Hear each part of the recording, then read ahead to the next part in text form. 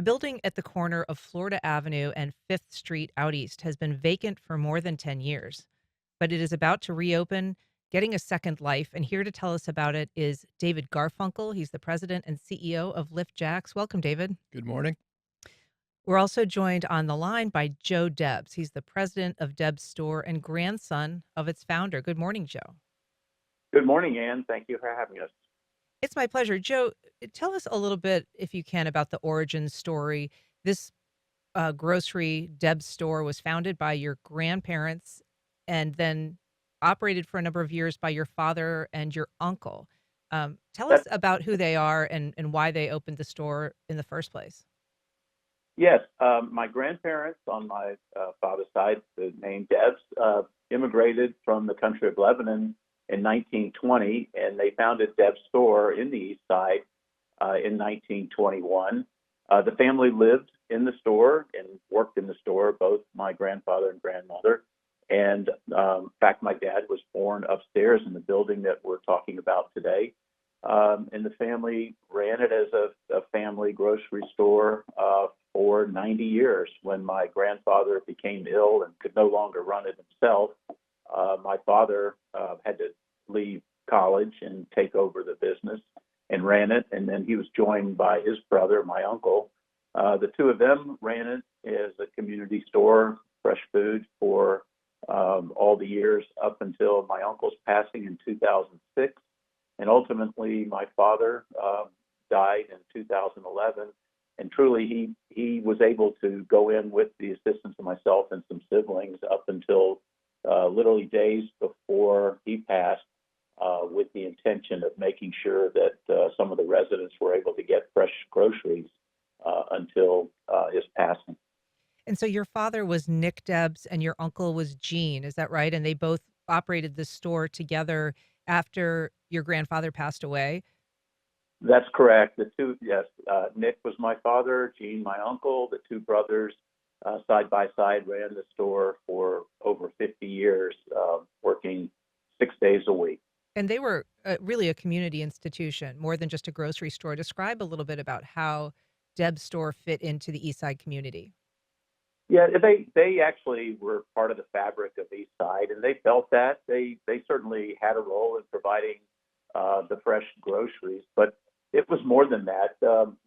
Many of the residents didn't have phones or ways of reaching out beyond the neighborhood itself. So, as a kid, I worked in the store all the way through high school. It was routine for messages to be left, for residents to come up and get their messages, or even insurance representatives to come in and leave information so the residents come in. It was a gathering place, and a number of times I could tell you there was a lot of counseling sessions in the store. So it was definitely the fabric of the community, a community hub. And you worked there, as you said, as a child and through your high school years. It must have been a very difficult decision to close the store. It was a very difficult decision. It wasn't just myself. I'm one of 12 in my generation of the Debs, and most of us had an opportunity to work there as youngsters, very young. My earliest memories were even with my grandfather in the store, and many of my life lessons came from the time in there and working with my friends, residents, customers, whatever you want to call them.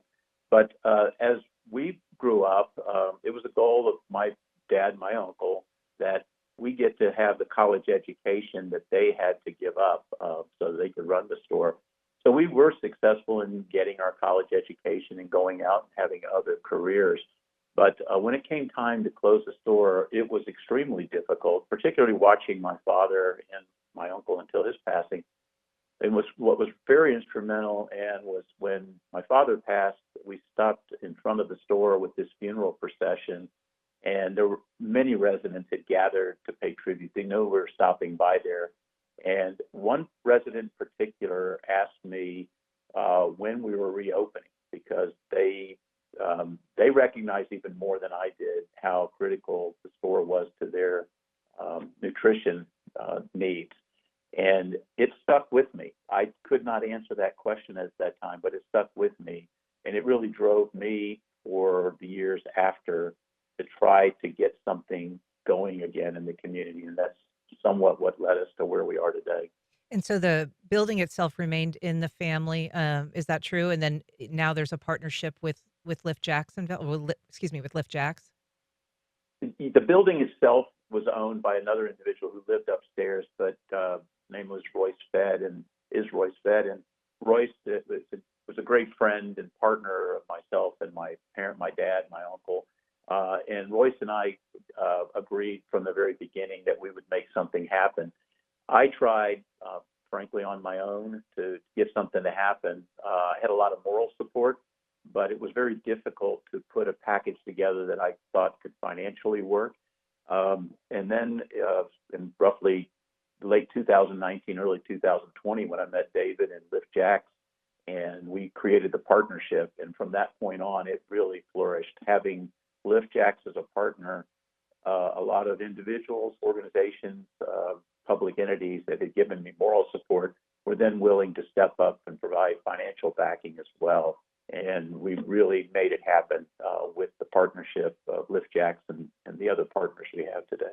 So I want to bring David Garfunkel into the conversation. He's president and CEO of Lift Jax. First of all, what is Lift Jax and how is it involved with this particular grocery store? So, Lift JAX is a nonprofit, and our mission is to eradicate the cycle of generational poverty in Jacksonville. And we are taking that on through an approach that's called purpose built communities in the historic East Side. And that's a proven national model for breaking the cycle of generational poverty and for community revitalization. And it has four pillars in it: housing, education, community wellness, and financial vitality. And it's really the holistic implementation of those strategies in the historic East Side neighborhood that is meant to put that neighborhood on an improved trajectory and really bring it back to what it used to be, which was a thriving, vibrant community. And so, in that spirit, especially within our community wellness pillar, I guess I'll say one more thing. Our role really as Lift Jacks is to work with community leaders to understand what's important to them and then bring the partners and resources around the table to make that happen. So, when we heard and entered the community about 5 years ago, one of the first things that community leaders told us was, "Listen, we're missing a grocery store. We're missing a place to access healthy foods in our neighborhood. And oh, by the way, here is this other this iconic store that was historically there called the Debs Store that has been now empty for 8 or 9 years." And that's about the time I met Joe as well. And kind of the rest is history. We can get into that, but it was really us getting into the community, understanding what's important to community leaders, knowing that access to healthy food was one of those things, and trying to reactivate the Deb store. And this is an ambitious project because the store was vacant for a long time and required a significant amount of work. So how has that been going on since when? And what's the timeline at this point for actually opening? Yeah, so Joe and I met end of 2019, early 2020. Spent probably a good year or two in kind of the pre-planning phases, raising some of the initial financial resources. We had a really wonderful groundbreaking ceremony in June of 2022. So the construction really has been going on in earnest for about 2 years, and really it picks up towards the end.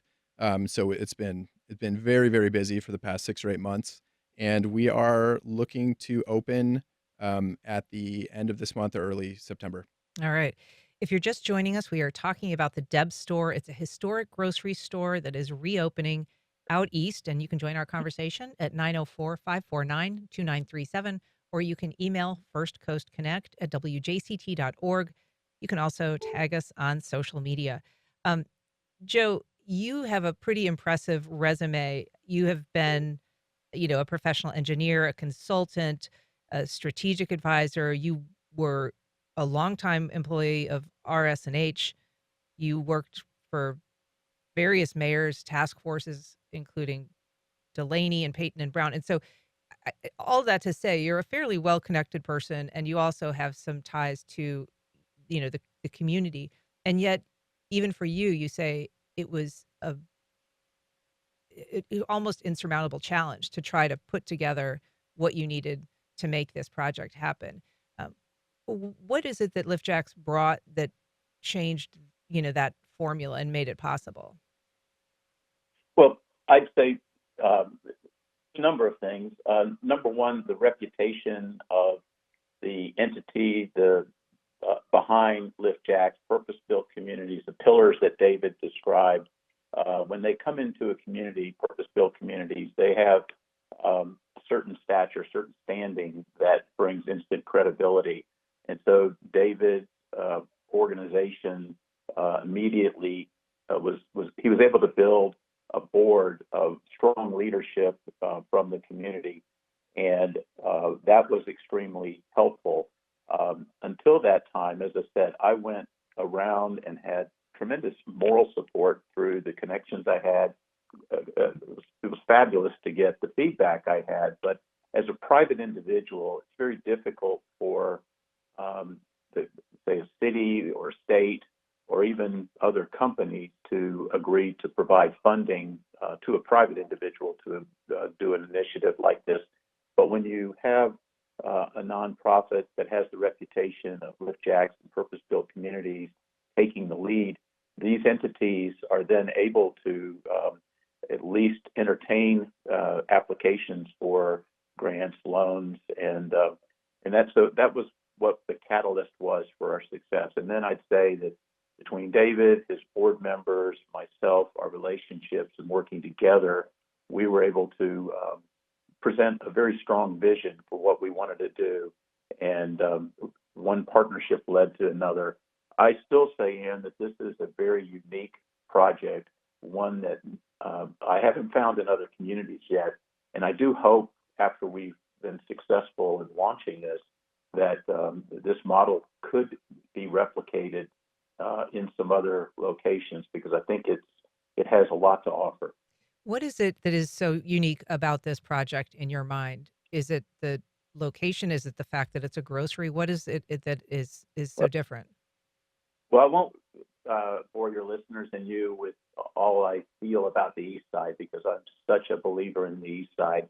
But I will tell you, when I began trying to make this project happen, I definitely wanted to continue the theme of it being a place where persons could get fresh food, and also wanted to be the gathering place that you referred to early in our discussion.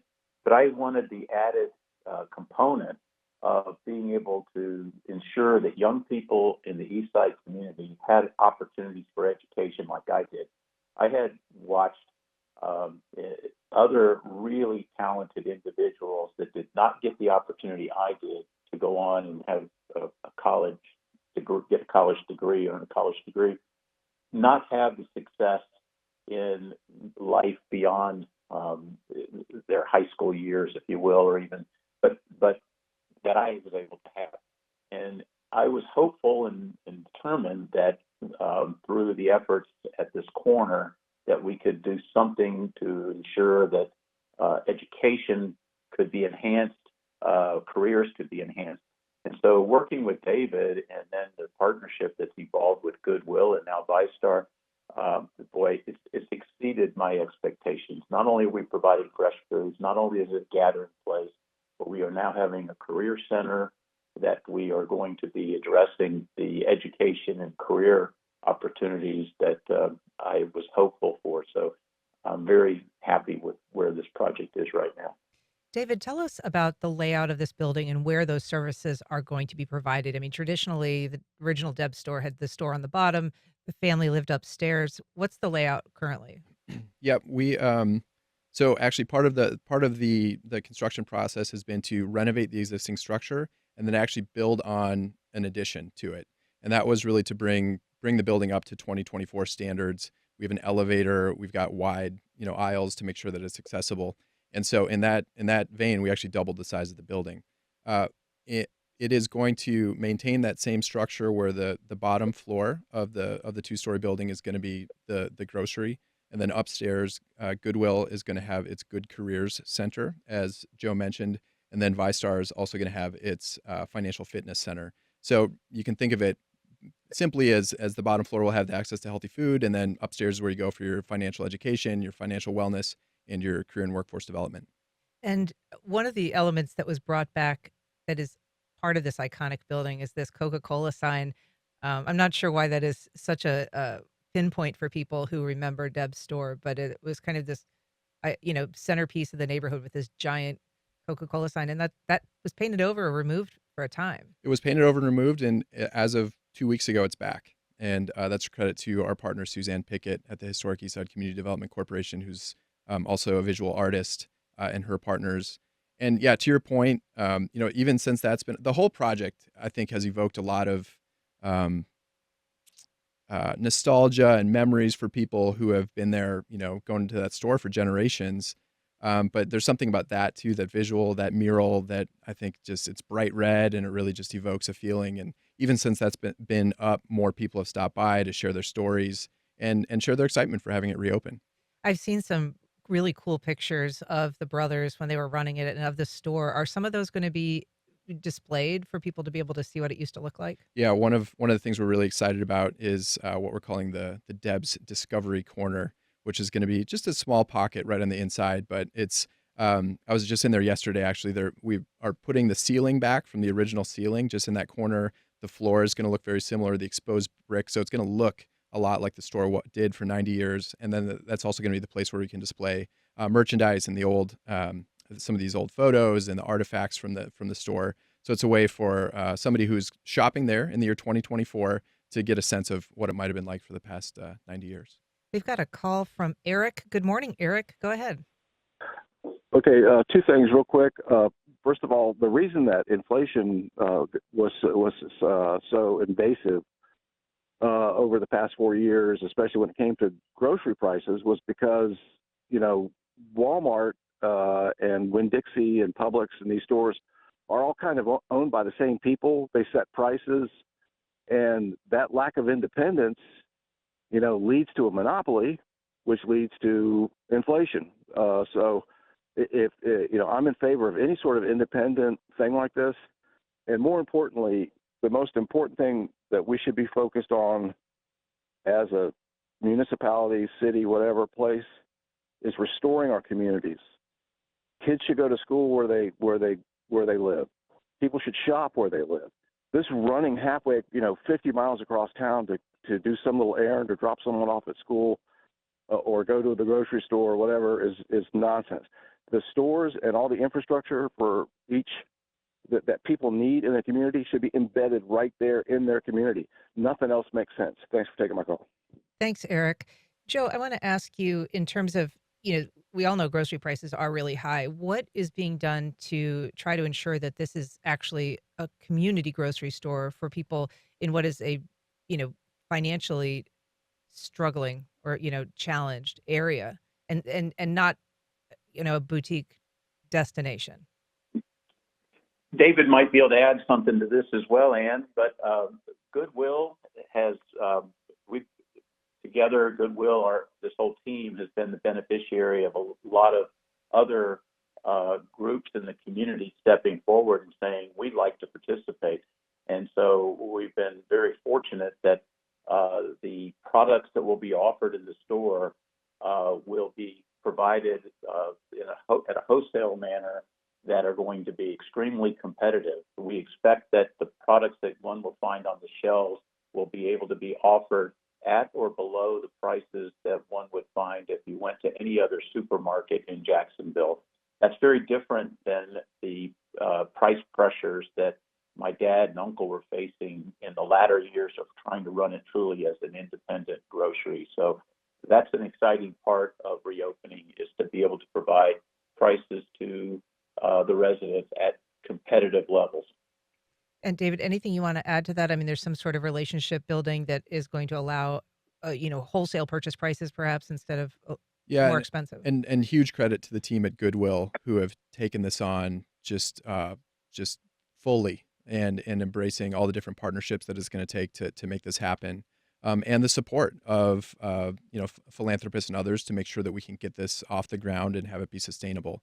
We know there's the grocery business is not an easy one, and so it's going to take some time to make sure that it's sustainable and that we can kind of work out all the kinks and make sure that it is a place that will hopefully operate for the next 90 years.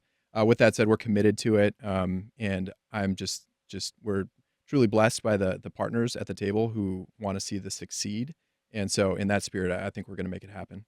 Joe, you're joining us from out of town, but will you be coming back into town for the opening? And is there any kind of special ceremony or anything planned? I'll definitely be there for the opening. In fact, I'm coming back this weekend to do more work on it, and I'm routinely back and forth. This is a passion, so those that are involved know to expect me quite often, and I'll be there for the opening as well as many visits subsequent. Well, David Garfunkel of LIFT JAX, Joe Debs of Debs Store, thanks so much for coming on the program today and telling us about it. Thank you, Ann. Thank you.